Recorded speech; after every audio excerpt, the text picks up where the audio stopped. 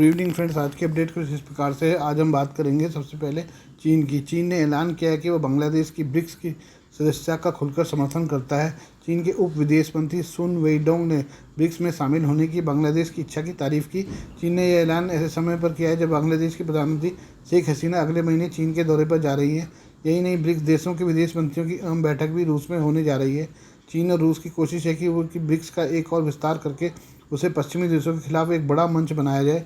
वहीं भारत को डर सता रहा है कि ब्रिक्स के एक और विस्तार से इसमें चीन का प्रभाव काफ़ी ज़्यादा बढ़ जाएगा। इसी वजह से भारत चाहता है कि अगले 5 साल तक ब्रिक्स का कोई और विस्तार नहीं हो। अभी इस साल ही ब्रिक्स में सऊदी अरब, यूएई जैसे देश शामिल हुए हैं। चीन के उप विदेश मंत्री और बांग्लादेश के विदेश सचिव मसूद बिन मोमेन के बीच बैठक हुई है। चीन और बांग्लादेश के बीच में द्विपक्षीय संबंधों को मजबूत करने, आर्थिक रिश्ते और व्यापार को बढ़ाने की संभावनाओं पर बात की है। चीन ने इस दौरान बांग्लादेश को आश्वासन दिया है कि बांग्लादेश को ब्रिक्स में शामिल होने का सक्रिय होकर सपोर्ट करेगा। बांग्लादेश के विदेश मंत्रालय ने एक बयान जारी करके इसकी जानकारी दी है। बांग्लादेश के विदेश सचिव ने कहा कि उनका देश चीन के साथ रिश्तों को बहुत महत्व देता है, जो साझा मूल्य, आपसी सम्मान और साझा आकांक्षाओं पर आधारित है। बांग्लादेश के विदेश सचिव ने आधारभूत ढांचे में विकास में सहयोग के लिए बीजिंग का धन्यवाद दिया है। इसमें कई मेगा प्रोजेक्ट शामिल हैं। बांग्लादेश चाहता है कि उसे ब्रिक्स में शामिल किया जाए ताकि विकासशील देशों के साथ रिश्ते मजबूत हो सके। बांग्लादेश का कहना है कि ब्रिक्स में चीन और भारत दोनों हैं जो उससे सबसे बड़े व्यापारिक साझेदार हैं। अगर उसे सदस्यता मिलती है तो इन दोनों देशों के साथ आर्थिक समन्वय बढ़ सकता है। रूस और चीन दोनों ही चाहते हैं कि ब्रिक्स का विस्तार और इसमें तुर्की, बांग्लादेश जैसे देशों को शामिल किया जाए। इसके पीछे दोनों की कोशिश है कि ब्रिक्स को पश्चिमी देशों के खिलाफ एक बड़े मंच के रूप में विकसित किया जाए, वो भी तब जब यूक्रेन और ताइवान को लेकर पश्चिमी देशों के साथ इनका तनाव बढ़ा हुआ है। वहीं भारत का कहना है कि अब अगले 5 साल तक ब्रिक्स का विस्तार नहीं किया जाए ताकि जो नए देश हैं इसमें शामिल किए गए हैं उन्हें खुद को समाहित करने का समय मिल सके। भारत को डर है कि रूस अब चीन का जूनियर पार्टनर बन गया है। ऐसे में चीन और नए सदस्यों को शामिल कराकर ब्रिक्स पर अपना दबदबा कायम कर सकता है। अब उस सबकी नज़र ब्राज़ील पर है जो विस्तार के फैसले पर निर्णायक हो सकता है। आइए अब मालदीव के बारे में बात करें। मालदीव और भारत के बीच पिछले कुछ महीनों में तनाव देखा गया है। मालदीव ने भारत सैनिकों को वापस भेज दिया था। मालदीव के राष्ट्रपति मुइज़ू ने कहा था कि किसी भी देश की सेना को वो मालदीव में नहीं चाहते, लेकिन अब मालदीव चीन की सेना के साथ संबंधों को बढ़ाने में लगा है। मालदीव और चीन के बीच सैन्य संबंधों को मजबूत करने के लिए रक्षा मंत्री घासन ममून और मालदीव में चीनी राजदूत वांग लिक्सिन ने सोमवार को मीटिंग की। चीनी राजदूत ने रक्षा मंत्री से शिष्टाचार मुलाकात की और दोनों ने सैन्य समझौतों को मजबूत करने और दोनों देशों की सुरक्षा पर चर्चा की। चीनी सेना की ओर से मालदीव की सैन्य सुरक्षा सेवाओं को सहायता देने के लिए मार्च में एक समझौते पर हस्ताक्षर किए गए थे। 4 मार्च को मालदीव ने माले में चीन के साथ एक रक्षा समझौते पर हस्ताक्षर किया था। अंतर्राष्ट्रीय सैन्य सहयोग के लिए चीन की तरफ से निदेशक मेजर जनरल झांग बाओकुन ने चीन की ओर से समझौते पर हस्ताक्षर किया। मालदीव की ओर से रक्षा मंत्री घासन ममून ने हस्ताक्षर किया था। राष्ट्रपति मोहम्मद मुइज़ू ने पहले कहा था कि समझौते के तहत चीन सैन्य उपकरणों की आपूर्ति करेगा और सैनिकों को प्रशिक्षित करेगा। इसके अलावा उन्होंने कोई जानकारी नहीं दी। राष्ट्रपति मुइज़ू के प्रशासन की शुरुआत में सरकार को चीन के साथ संबंधों पर विपक्ष की आलोचना का सामना करना पड़ा था, क्योंकि एक चीनी जासूसी जहाज जिसे कई देशों ने अपने तट पर नहीं रुकने दिया था, उसने मालदीव के विशेष आर्थिक क्षेत्र के पास 1 महीने बिताए। भारत के मालदीव से अपने सैनिकों को वापस बुलाने के कुछ सप्ताह बाद भी भारत की ओर से मालदीव को उपहार स्वरूप दिए गए 2 हेलीकॉप्टरों का नियमित रूप से संचालन किया जा रहा है, जिनमें MNDF का एक सैनिक सवार होते हैं। Azazu.com ने एक हवाई अड्डा अधिकारी के हवाले से कहा कि हेलीकॉप्टर उड़ाए जाने पर मालदीव राष्ट्रीय रक्षा बल का एक सैनिक उन पर मौजूद रहता है। चीन समर्थक राष्ट्रपति मोहम्मद मुइज़ू ने पिछले साल सितंबर में सत्ता में आने पर अपने देश से सभी भारतीय सैनिक कर्मियों को वापस भेजने का वादा किया था। 10 मई की तय सीमा तक 88 में से अंतिम भारतीय सैनिकों को वापस भेज दिया गया था। भारत की तरफ से उपहार में दिए गए 2 हेलीकॉप्टर, एक डॉर्नियर विमान का उपयोग मालदीव में सैकड़ों निकासी और मानवीय मिशनों के लिए किया गया है। हम बात करें पाकिस्तान की। पाकिस्तान ने अपने परमाणु हथियारों को लेकर पिछले दिनों बड़ा ऐलान किया है। पाकिस्तान ने कहा है कि वो परमाणु बम के नो फर्स्ट यूज़ की नीति का पालन नहीं करता है। पाकिस्तान ने भारत को गिरदर भड़की देते हुए यह भी कहा है कि उसके परमाणु हथियार पूरी तरह से तैयार हैं। पाकिस्तान के दावे की पुष्टि सेटेलाइट तस्वीर से भी हुई है। इन तस्वीरों के आधार पर विशेषज्ञों का कहना है कि पाकिस्तान ने अपने परमाणु अलर्ट के स्तर को बदल दिया है और साइलो बना रहा है। पाकिस्तान को डर है कि भारत पहले हमला करके उसके परमाणु हथियारों को तबाह कर सकता है।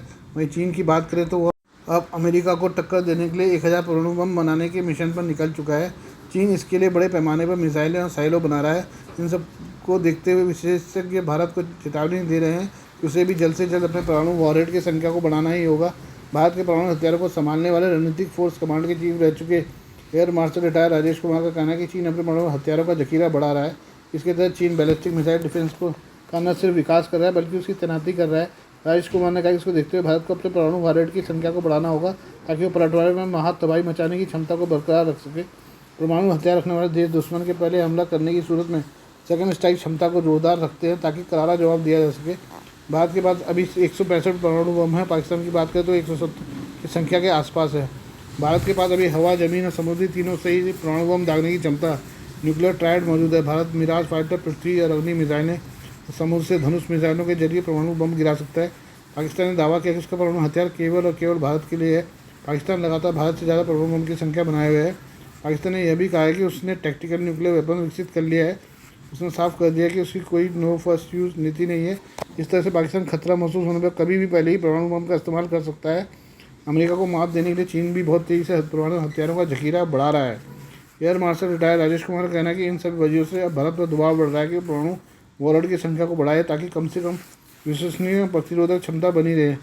अब तक भारत ने पाकिस्तान के साथ परमाणु वॉरहेड रेस में आगे निकलने की कोई इच्छा नहीं जताई थी, लेकिन अब चीन के 1000 परमाणु बम बनाने या मिसाइल डिफेंस सिस्टम के प्लान ने नई दिल्ली पर दबाव बढ़ा दिया है। राजेश कुमार ने कहा कि भारत ने हाल ही में अग्नि-P और अग्नि-5 मिसाइल को लेकर तकनीकी सफलता हासिल की है, जो एक सही दिशा में उठाया कदम है। उन्होंने कहा कि आर्यन परमाणु पनडुब्बी के लॉन्च होने से भारत की परमाणु ताकत और बढ़ने जा रही है। पाकिस्तान के कब्जे वाले कश्मीर POK के कवि और पत्रकार अहमद फराज शाह को मंगलवार को अदालत से झटका लगा है। यहाँ के मुजफ्फराबाद शहर की एक आतंकवाद निरोधक अदालत ने उसकी जमानत याचिका खारिज कर दी है।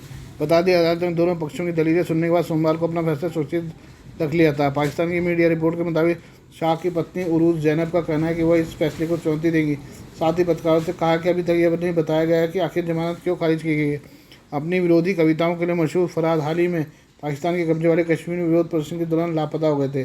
14 मई को रावलपिंडी से लापता होने के एक दिन बाद उसकी पत्नी उरूज जैनब ने उन्हें खोजने के लिए इस्लामाबाद उच्च न्यायालय में याचिका दायर की थी। याचिका में बताया गया कि उसके पति 2 हफ्ते से गायब हैं और रावलपिंडी स्थित घर से उनका अपहरण कर लिया गया था। इस पर याचिका पर सुनवाई कर जस्टिस मोहसिन अख्तर कियानी ने 24 मई को पाकिस्तान की सभी खुफिया एजेंसी, जिनमें ISI, मिलिट्री इंटेलिजेंस डायरेक्टर और इंटेलिजेंस ब्यूरो के साथ ही कानून मंत्री आजम तरा, रक्षा और आंतरिक मामलों के सचिवों को 8 पेज का समन भेजा था। इस समन के बाद बीते बुधवार को किसी खुफिया एजेंसी के अधिकारी तो कोर्ट में पेश हुए हैं, लेकिन attorney general Mansoor Usman Awan court में पेश हुए। उन्होंने बताया कि फराज फिलहाल POK की पुलिस की हिरासत में है। हालांकि किसी खुफिया एजेंसी ने फराज को हिरासत में रखने की जिम्मेदारी नहीं ली है। अटॉर्नी जनरल अवान ने POK की धीरकोट पुलिस थाने को पुलिस रिपोर्ट भी दिखाई, जिसमें फराज के खिलाफ मामला दर्ज किया गया था। इस्लामाबाद पुलिस के प्रमुख ने कोर्ट को बताया था कि फराज POK पुलिस की हिरासत में और POK इस्लामाबाद पुलिस के अधिकार क्षेत्र के अंतर्गत नहीं आता है। कोर्ट ने नाराजगी जताते हुए कहा कि अगर कोई व्यक्ति इस तरह गायब हो जाता है और फिर नहीं मिलता है तो एक देश के तौर पर सफलता होगी। फराज विरोधी कविताएं लिखने के लिए जाने जाते हैं, इसी वजह से पाकिस्तानी सरकार के निशाने पर हैं। इस्लामाबाद हाईकोर्ट के निर्देशों के जवाब में कहा गया था कि फराज को गिरफ्तार कर लिया गया था और पाकिस्तान के कब्जे वाले कश्मीर पुलिस हिरासत में था।